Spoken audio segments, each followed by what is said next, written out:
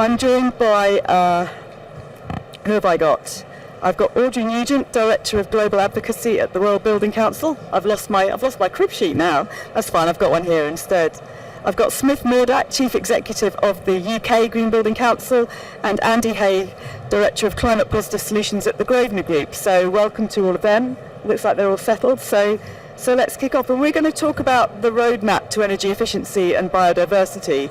As the kind introduction said, we were also due to be joined by Patrick Harvey at the time, up until last Thursday actually, I think, the Minister for Zero Carbon Buildings in the Scottish Parliament, but you'll all have read about what's been happening in Scotland, so unsurprisingly he's not here. But we will put a little bit of a sort of political and regulatory twist on this, I think, but also very much bring to life some of the practical issues and practical solutions. We're going to start off by talking around sort of energy efficiency and carbon, but we also want to talk a little bit more about broader biodiversity issues.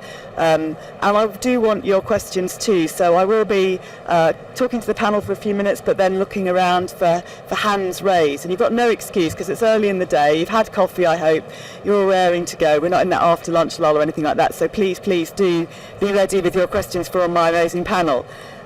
Audrey, I might come to you first. Let's start global and then get local. So just give us a sort of overview of how you're feeling, looking across the world, around where we are on the road back to energy efficiency. Yeah, happy to do so. So hello everyone. Hopefully everyone can hear me okay. Not sure. Yeah, Christina says she can hear me. So my name is Audrey Nugent and I'm the Director of Global Advocacy at the World Green Building Council. So we're a global, regional, local action network. We have 80 green building councils operating all around the world. The UK Green Building Council is sharing the panel with me today. And I think looking at it from a global perspective, when we're talking about carbon and energy efficiency, now is a really, really good time to be working in the built environment sector because we are finally seeing a lot of political momentum getting behind buildings.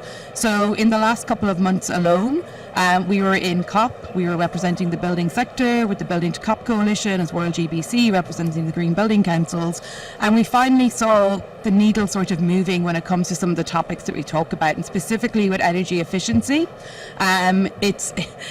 Sometimes it seems like small wins, but that's what happens when you're working in advocacy. And what we saw for the first time was a reference to the need to double the rate of energy efficiency in buildings. So that's in the text of the UAE consensus, and that's a really, I think, important political milestone, because if we're actually going to achieve that energy efficiency goal at the global level, then we really, really need to be recognising the role of buildings and delivering on that. So that's really important. We also saw at COP something called the Buildings Breakthrough, which was a collaboration amongst governments, where 28 governments set out that they would deliver near zero and resilient buildings to be the new normal by 2030. So again, another kind of piece of that momentum coming together at COP, which I think is really, really nice. And now what we're seeing is sort of the implementation of what does that mean. So at World GBC, UKGBC and many other GBCs, we are now working on how you actually go about delivering that, because it's really, really, really nice to get all of these commitments, but what we need is that local action. And then just last month, we were in Paris for what was the inaugural Forum on Buildings and Construction. And at Paris, again, another sort of notch to add to that political momentum, we saw the declaration, the Shallow, which was endorsed by 80 countries. So we're really seeing a lot of political momentum when it comes to the sector, and I think now what's really important is we need to marry that political ambition with the local action on the ground, because none of this is actually going to move the needle or have impact unless we're seeing that local movement. So I think it's a really nice time to be in the sector, and I can pause there and come back. Thank you. And just to follow up on that, I mean, how optimistic are you about that translation from commitment to actual action? Are you confident that countries are going to start doing things differently?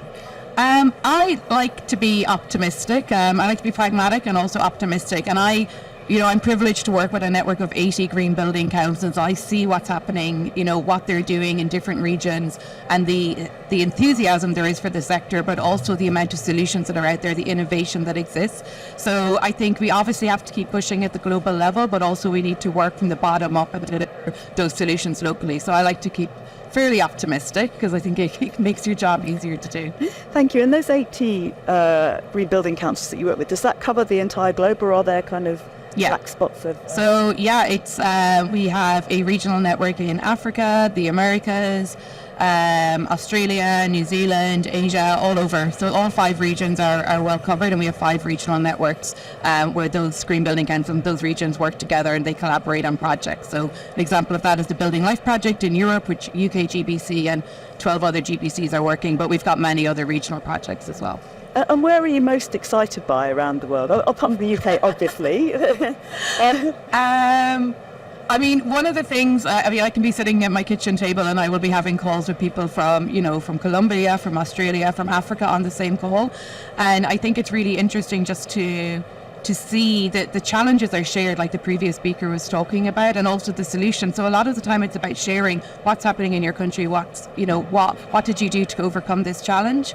I get particularly excited about, when you look at what's happening in Africa and where we're going to see so much growth in floor space, and there's going to be such a need to build with very high energy efficiency standards, same in Southeast Asia and the Americas. So I think those emerging markets where we're going to see a lot of buildings, there's a huge opportunity there to kind of learn from maybe mistakes that we've made in Europe when we've been building and overcoming some of those challenges and doing that kind of what they call the leapfrog moment. So thank you. We'll come back to challenges and also to leapfrogs, but as a sentence I never thought I'd say.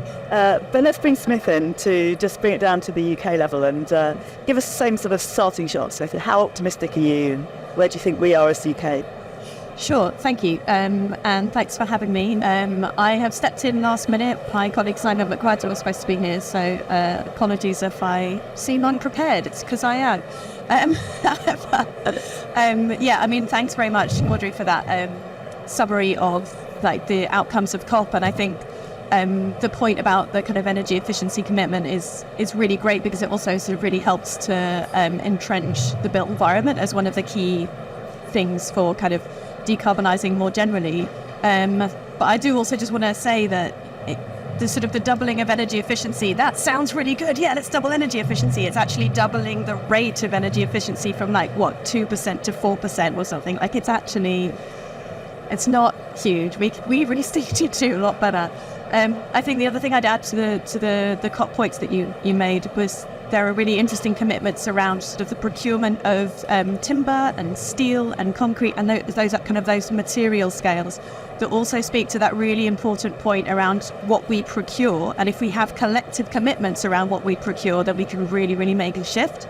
And I think that kind of approach that we're seeing at the international scale is maybe something that we should be exploring more at national scale as well. Like, how much can the industry come together? Maybe Andy, you want to pick up on this as well, but how much can the industry come together around committing to procuring to certain standards, for example, certain sort of specifications? But yeah, I mean, in terms of the UK, obviously we have, we saw the Future Homes and Building Standards consultation come out a few months ago. And the sort of talk around it suggesting that this will make our homes net zero ready. Again, that kind of sounds all right, but it's really not good enough.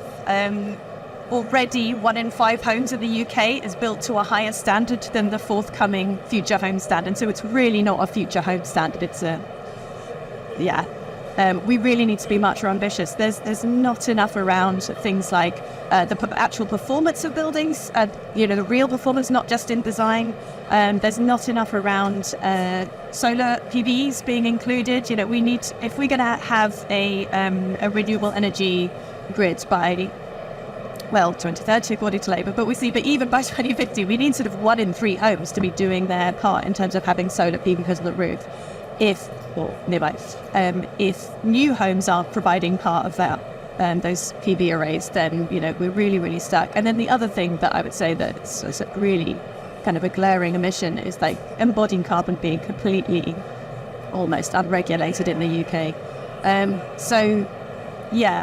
There are good things about the future of homes and building standards coming forward, but really, it's not pushing for anywhere near enough. I'm sure sort of Andy will speak as well to the way that the industry has been gearing up for a long time for better standards than this. We have the appetite and the capacity to, deliver homes and buildings to a higher standard than what is currently being proposed. So we're really sort of at UKGBC trying to continue to coalesce and sort of bring the industry together to ask for better standards, because we all know that if we're going to get to net zero, we need to do it a lot better.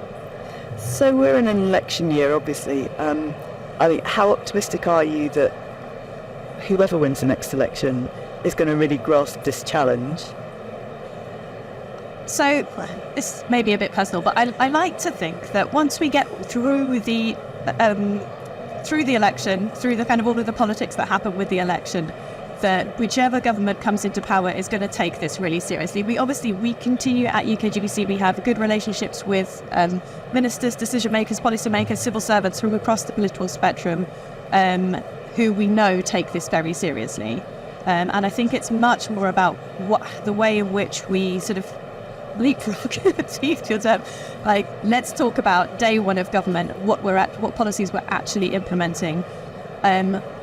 It's more about that than sort of maybe necessarily. Obviously, it's very important, and we are continuing to campaign that to all parties to have good stuff in their manifestos, to continue to signal that the environmental issues should not be a wedge issue. Every single party should be sort of taking this seriously, but it's really about what legislation we're going to see implemented day one, day two, and onwards from government. And we do have a lot of positive signals that that's going to be taken seriously, but we need to keep pushing for more.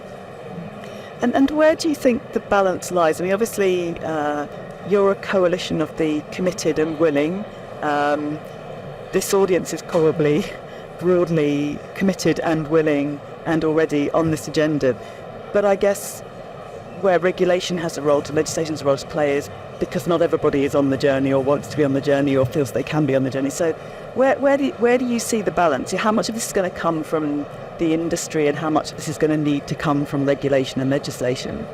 Yeah, I mean, we absolutely need both, right? Both the private sector and the public sector have a role to play. And I think what we need to somehow get past is this kind of feeling that it's a standoff between the public and private sector, both have to move. And we are doing our part to sort of show that there is huge chunks of the private sector that are ready and willing to move, that are doing a lot to demonstrate proofs of concept. You can build these buildings. I think maybe the other thing that I'd speak to here is the UK Net Zero Carbon Building Standard that we're working on with a lot of organisations that will demonstrate this is how you create a net zero building, a net zero asset within the UK, and we will be able to demonstrate that lots and lots of the industry is capable and willing to do that.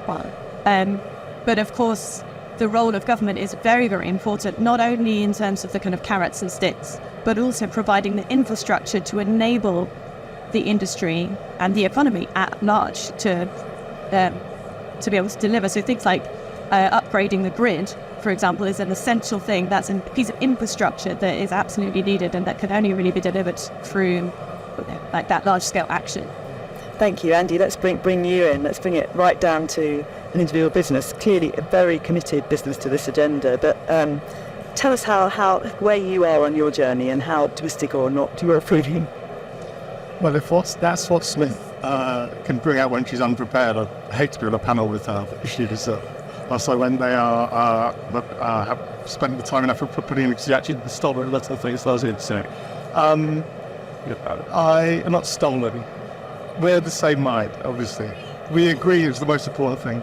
I think what excites me is that going back to the Future Home Standard, is that when it came out, OSB consultation is pretty vanilla, and actually the market, the sector went back and said, no, this isn't good, this isn't what we wanted. We wanted software stronger.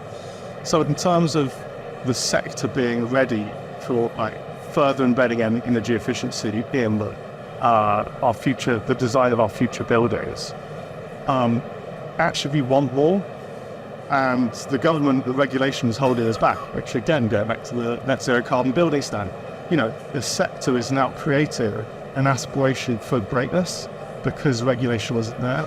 So I think in terms of what excites me is that we collectively are realizing that we cannot wait. We have to go and get on and do this ourselves. But equally, the Future Home Standard, yes, we were expecting better from it.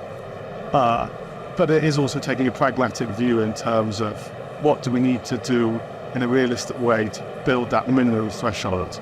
Then again, going back to what you were saying, 1 in 5 homes, 1 in 3 homes is already going above and beyond that built today. And historically, regulation has always been bringing everyone up.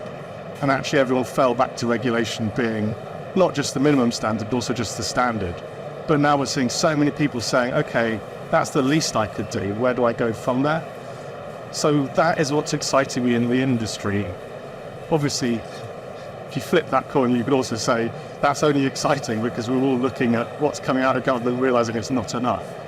But then equally, whatever happens at the next election, whenever the next election happens, I do believe that a future government is a lot more keen to push what can be achieved.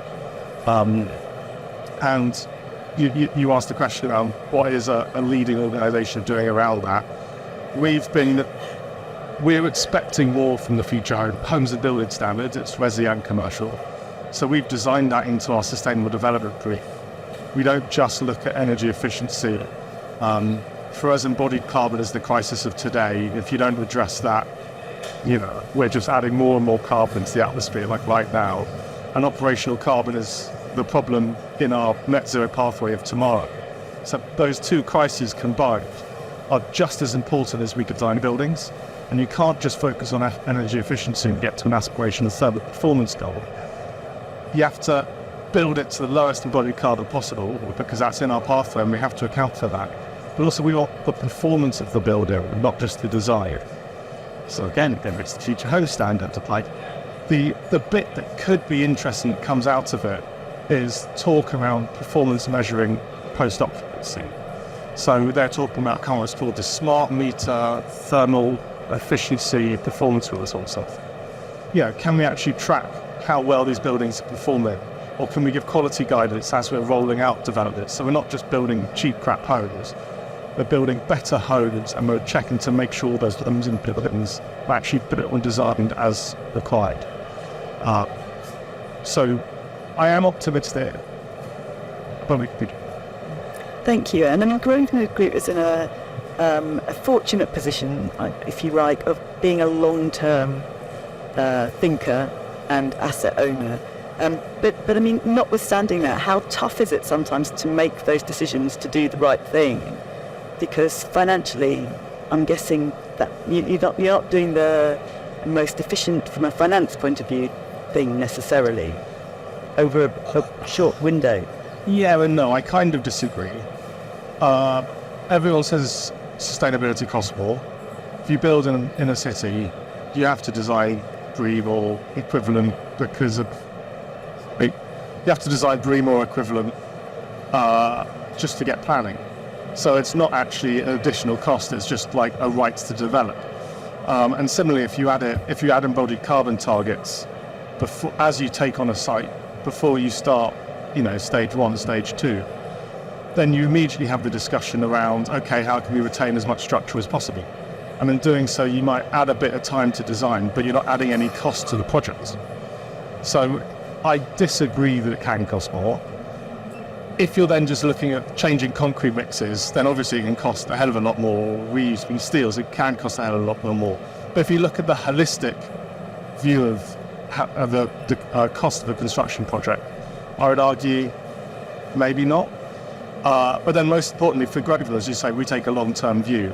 Our CEO took a bit of a leap of faith, knowing that value would be there for deeply sustainable building. And so I know we're now talking about new builds, and a lot of the rest of the day is about retrofit. But our most sustainable building was a pretty crappy building near Sloane Square. It was actually one of our buildings. It was a beautiful building by Sloane Square, but for some reason no one wanted to occupy it.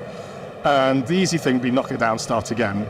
But we decided that we had to take a really leading position on sustainability in the round. So looking at biodiversity net gain, which we need to talk about, as well as embodied carbon. Got the embodied carbon figures super low, above or below 300 kilograms of CO2. Can't remember which one, plus or minus, like a couple of points. But it was really hard. We had to work with our contractors to get there. And yes, that building did cost more. There's loads of CLT in there that it's designed out. But it had the highest rental rates of any building in Chelsea when it got launched. And so the value is there. If you just look at the additional cost of, a bit of extra CCBS in your concrete or whatever, you're not looking at the peaks that a single building take premium in a market. If you wanted to come back in. Yeah, I just wanted to take this opportunity to talk about my favourite example, and also to acknowledge, Andy, thank you for briefing me before this panel and then stealing all your answers. So in 2009, Exeter City Council decided to start building all of their homes to passive house standards. Initially, that meant a 20% increase in the costs of the homes. But because they committed to doing that over a long period, that sent a really clear signal to all of the contractors and suppliers in the area, and up until just before the pandemic, that resulted in a 4% cost saving for a passive house standard home rather than that 20% increase. So it's really about that kind of long-term commitment, sending clear signals both from regulation and from the market, and then we can make things just business as usual. It's a brilliant example, but sorry if I said that before in front of anyone. I think it bears repeating though. It's about that consistency of clear signaling. Great, thank you very much. Okay, so let's talk about some of the barriers which are often can be enablers too. And we got more than a quarter of an hour in to a conversation with property folk before the P word was mentioned, planning. So let's start there, because I think it is both. I mean, the BPF did a kind of study with JLL last year around what the key barriers and issues were, and obviously planning and system came up both as a sort of something that possibly is an inhibitor, but also could potentially be a real enabler of change. I'm going to come back to Audrey first. Let's go global first. You know, is planning and either it being a barrier or an enabler, is that an issue across the world, or are we just obsessed with it in the UK? I actually did my master's in urban planning, but I moved away from it pretty soon afterwards. But I think when we talk about the challenges globally, and especially when we're talking about energy efficiency and whole life carbon and embodied carbon, which has come up, it's less so the planning, I would say, that kind of surface in the discussions we're having. Not to say that it's not an issue, but it's probably it's more about the regulatory kind of at the national and the local level. Obviously, sometimes at the local level, that is a planning issue.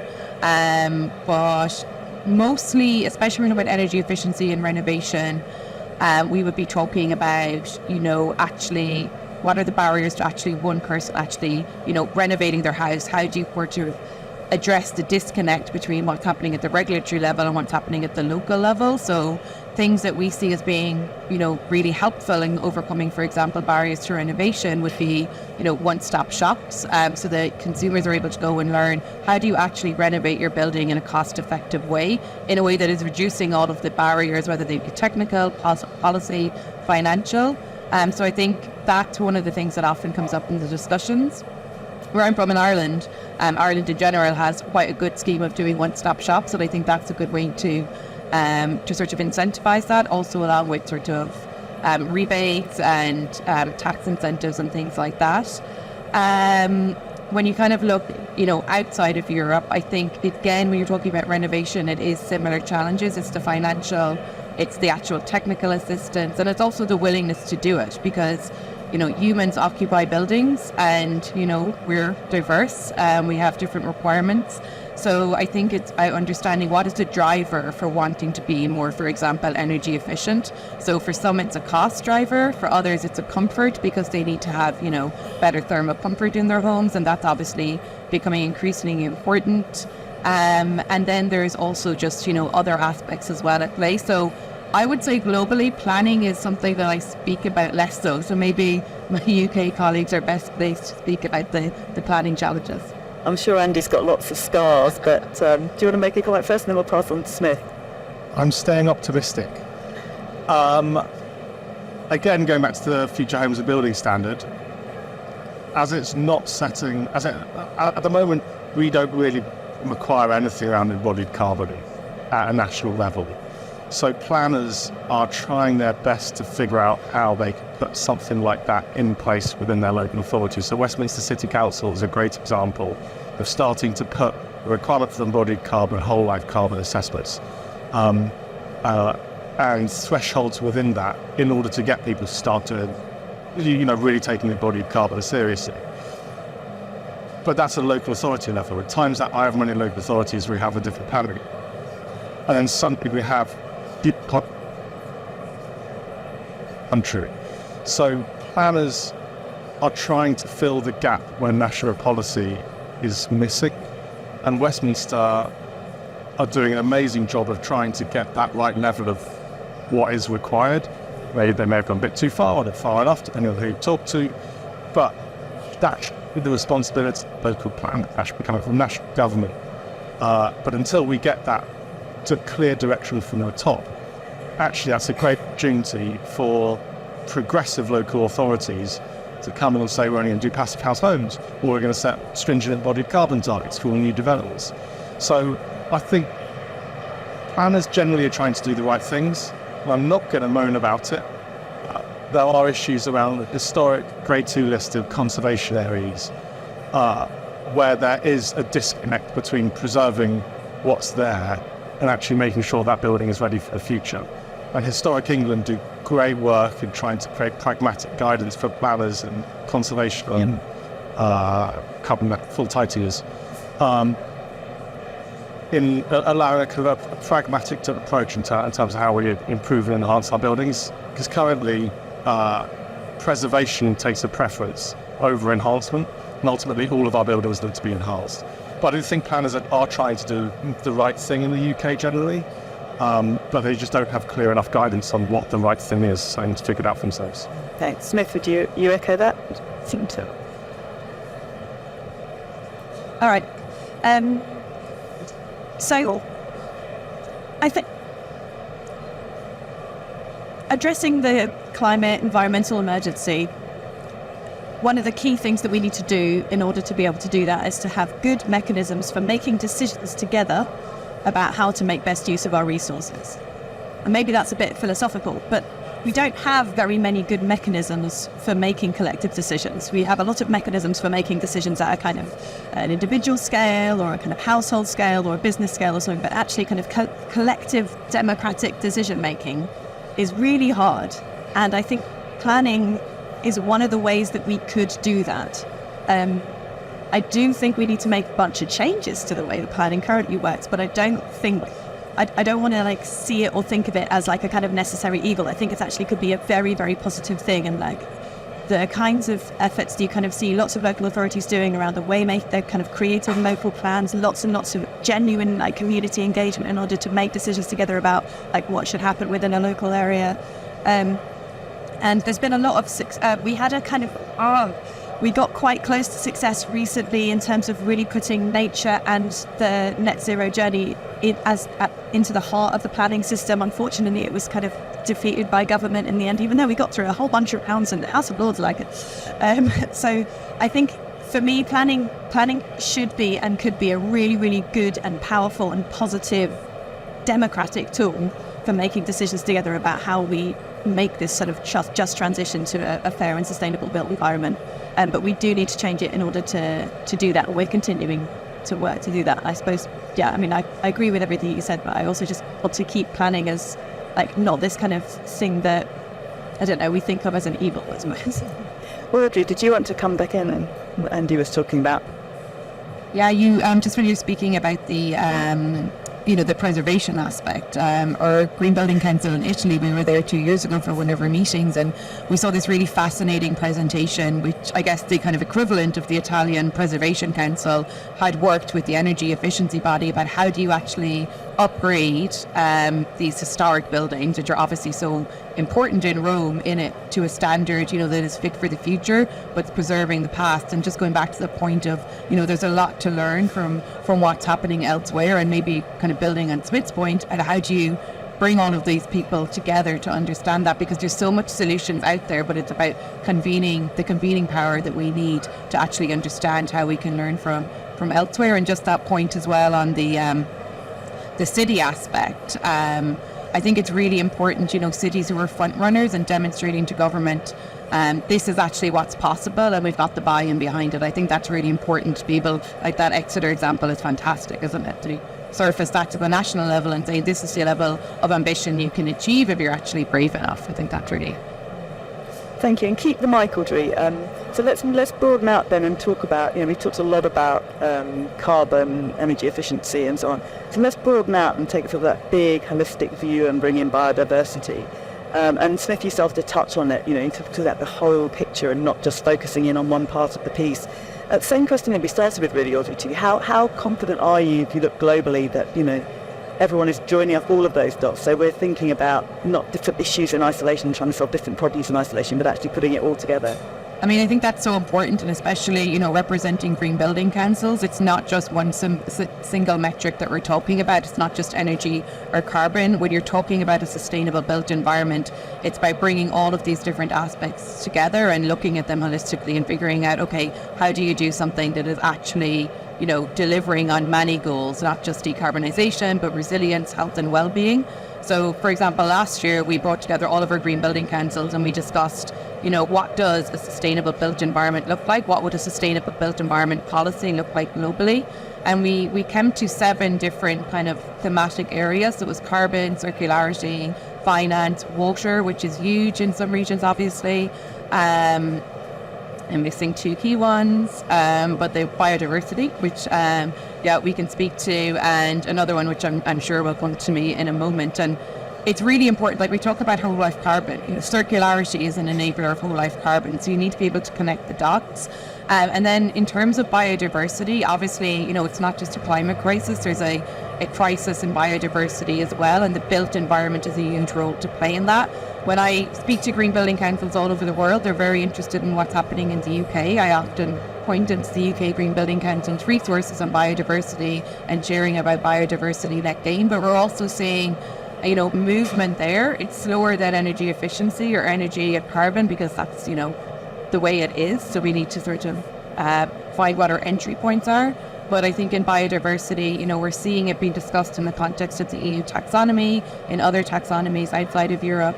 And also, specifically, there's some interesting kind of things coming out of France where there's some requirements for rooftops. In Singapore, there's really interesting requirements of biodiversity. And New Zealand are also now looking at a kind of credit scheme for biodiversity and also like restoring as well. So it's not as sort of advanced, when I have to look a little bit harder when I'm looking for policies on biodiversity that we can share, but it's certainly coming up the agenda. And there's a COP related to biodiversity now as well, which I think is becoming more visible in people's eyes. So this is a nice status to see, but again, it's always about we need to see more of it, isn't it? Yeah, thank you. Smith, why don't you tell us a little bit more about those exciting things that are happening at the UKGBC? Sure, thank you. I mean, it's so important that we don't, carbon tunnel syndrome. Yeah, it's really silly. But it's really, really important that we recognise all of these crises as interconnected.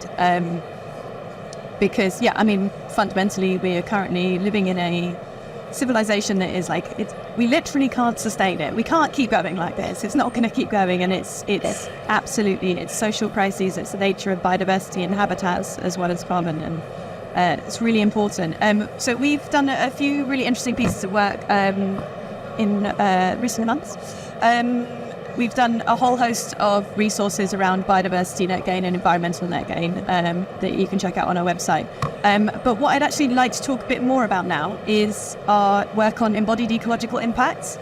So in the same way as, first we were talking about operational carbon, operational energy as an industry generally, and then we sort of started thinking more about embodied carbon, or what about the carbon emissions that are sort of happening off-site, but as a result of specifying materials within a certain site. There are similar kind of embodied ecological impacts as well. So if you specify, a cubic meter of concrete, then that means that certain processes have happened, certain extraction has happened, certain processes of pollution towards causes has happened. Lots and lots of things have happened along the way that aren't necessarily being considered at the moment. So we did a piece of work last year to create a platform on our website to start to gather some of these resources based on the key materials that we use. And the thing that's really interesting here is firstly, this is pretty much completely unregulated, almost never thought about even, actually the design decisions that I might make could have a larger or smaller impact on biodiversity loss way off site, often the other side of the world. We just don't connect those dots yet.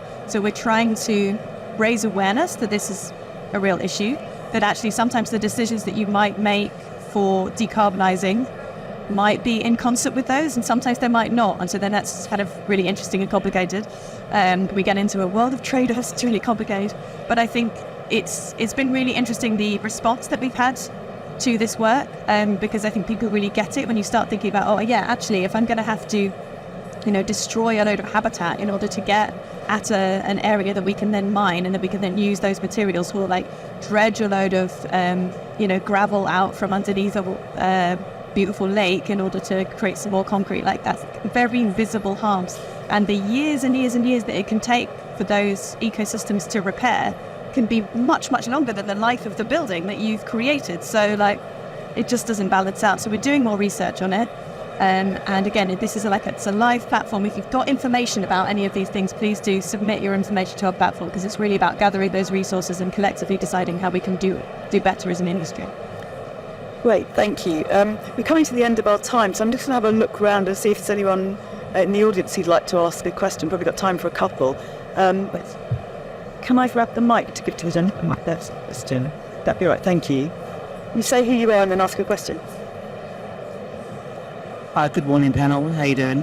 I'm Dilab, Head of Environmental Sustainability at Leech University, and previously worked for government, just sort of a bit background. My question to your panel is, let's say if we start at the end product, which is climate reduction, mineralisation, or, to reduce our emissions. Now, how do you think we can speed up that process in terms of data sharing and collaboration? Because I think that's equally important. Sometimes we forget what the actual goal is. So if we were able to be innovative together, we can share platforms with each other, and people can learn and speed that process up. Thank you. All right, who wants to? Andy, you're holding the mic. Can I start? Yeah, do. And then I consider we've been talking about new buildings. This is probably the wrong answer for it. But 80% of the buildings in 2050 have already been built. And we spend so much time and energy talking about how do we build and design better buildings. But actually we need to be learning and sharing how do you operate better buildings. The next speakers are going to talk about retrofitting. Like, retrofitting is an approach, new buildings is an approach. Actually, how do we just get better at operating the stuff that we have? What are the quick and easy wins? So we've just partnered with a company that works with energy companies to collect the energy data. So all of our tenants, how do we go and find out what's really happening in our buildings, and how can we share performance metrics with them? We've invested in a company called Demand Logic, which is like a smart black box to put on your BMS, which is trying to roll out, make it cheaper to get decent analytical data of the buildings that we run. So, what cheats are there to kind of get more bigger data sets quicker, and how can we share it with the people that are important to us? I think that's really important. We can spend far too much time talking about the need for air source heat pumps, but how do we just get our buildings more comfortable now? We need to be doing that much quicker than talking about it. Say. I mean, it's just too easy. Of course, you must join the UK Green Building Council or your other national Green Building Council, of course, right, depending on where you are. But so we have loads of forums for sharing, literally, as you're saying, so that people can come together, offer projects, or this is how I've overcome an issue, and then they can share that information with others who are also doing that. We have specific forums around nature-based solutions, about circular economy. We're just kicking off a project, actually, around building optimization. That is, again, the same kind of thing, sort of coming together, figuring out, this is how you can optimize your existing building, and it's about sharing those tips and tricks and failures that we can all learn from each other's mistakes, and not be kind of precious and competitive, but actually just open and sharing information, and then we'll get a lot further. Great, thank you. I'll just see if there's one more hand. Yeah. Okay, let's take both the questions, and then the panel can choose which one they want to answer. Just here and then in front. Thank you. Morning. I'm Ivo, Sustainability Manager for McLaren Construction. Question on embodied carbon and operational carbon as well. So we touched upon the fact that it's largely unregulated in the UK. So as a principal contractor, for example, the only pressure that we ever get for targets around embodied carbon and operational carbon is from the developers and clients. But that interest very quickly disappears when we put a cost against it as well. So how do you see that moving forwards in terms of actually regulating it, putting some targets around it? Can we take the other question as well, and then we'll... Yeah, I'm Alan from Devonian Systems. I'm wondering about how you see the Biodiversity Net Gain laws shaping up in terms of sort of a balance between affecting how projects are developed in order to reduce biodiversity impacts versus participation in credit markets. Right, okay. Andy, I think you're in the hot seat for question one. I'd love to talk about both, but I'll start with question one. It's really interesting you say that, especially like for us operational carbon, like we try and mandate it within our green leases, but then you have really tricky discussions with your tenants. So actually, like, there's always a lot of positive talk, but when you scratch under the surface, it can be really hard to embed this. Embodied carbon, that's the first I've heard of softening. I think that like once you get on site, yes, you have to take pragmatic approaches to get the job built. How do we get it regulated? I don't know. I think that is where Westminster City Council is trying to lead, because it shouldn't be, after me saying no, it doesn't cost more. It can be harder, and your building might not be has the same floor plates or whatever, so could therefore not be as profitable as something who just knocked it down and did it again. So we do need local authorities and the planning systems to come in and regulate it, because otherwise it is a Grosvenor versus whoever next door is not taking embodied carbon seriously.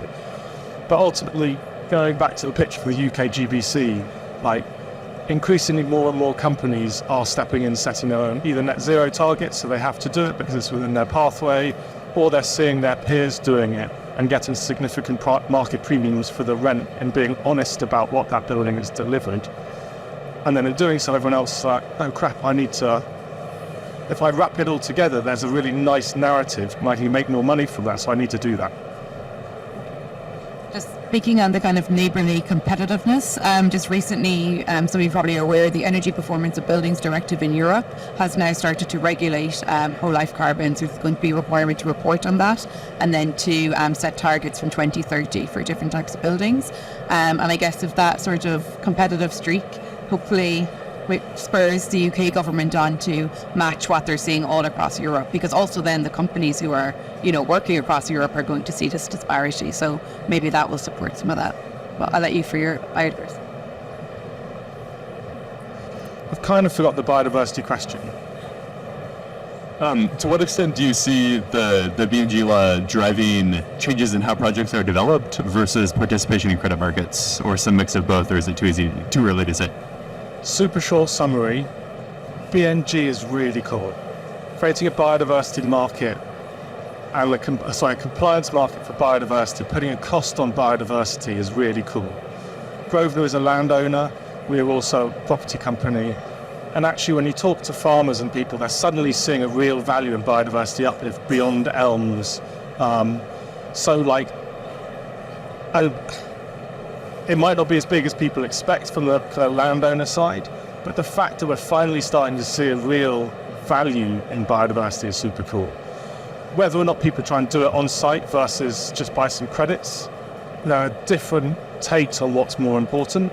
As an urban property company, delivering 10% biodiversity net gain is actually really easy, because most of the time you get a site with nothing on it. So we've done 100% biodiversity net gain on our sites, because we start with a couple of plant plots. It's pretty easy. We've had some that have 200% increase. If you're a greenfield residential developer, then you might just buy some credits and that's easier.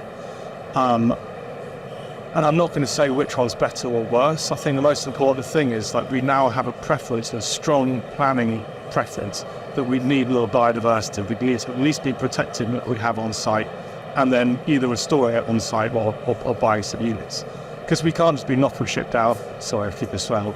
We can't just be like bulldozing stuff and then replacing it with man-made materials or whatever. We know that's not good for climate resilience. It's not good for well-being. I think it's really cool. It's in its infancy and it's going to get better. But from what I've seen, developers are getting on board with it, and the agricultural sector is seeing it as a really good opportunity to do more for nature. Great, thank you. Now, I've been asked to wrap up with one final question. Andy, I'm going to let you off because you took both of those.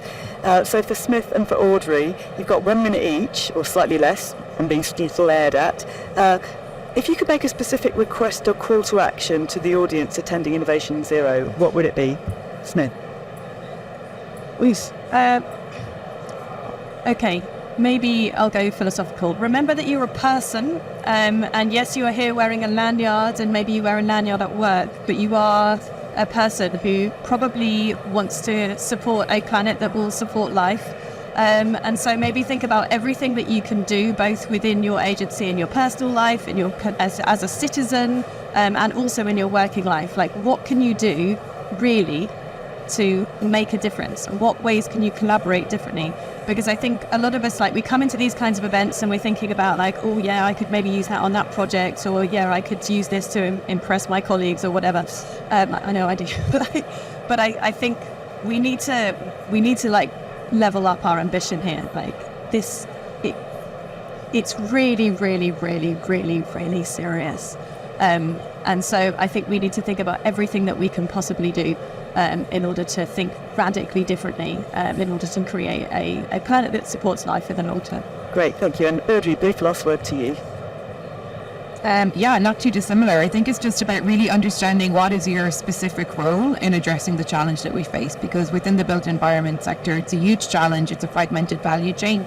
But if you actually kind of look at yourself, understand the challenge, what is your specific thing that you can do and bring to your role and how you can collaborate, I think that actually is how we're going to move the dial, because especially within this sector, the collaboration aspect is really important. So and join your local Green Building Council to do so. Great, thank you very much indeed. Thank you all for your attention and for your questions. Can I ask you to join me in thanking our fantastic panel? Thank you.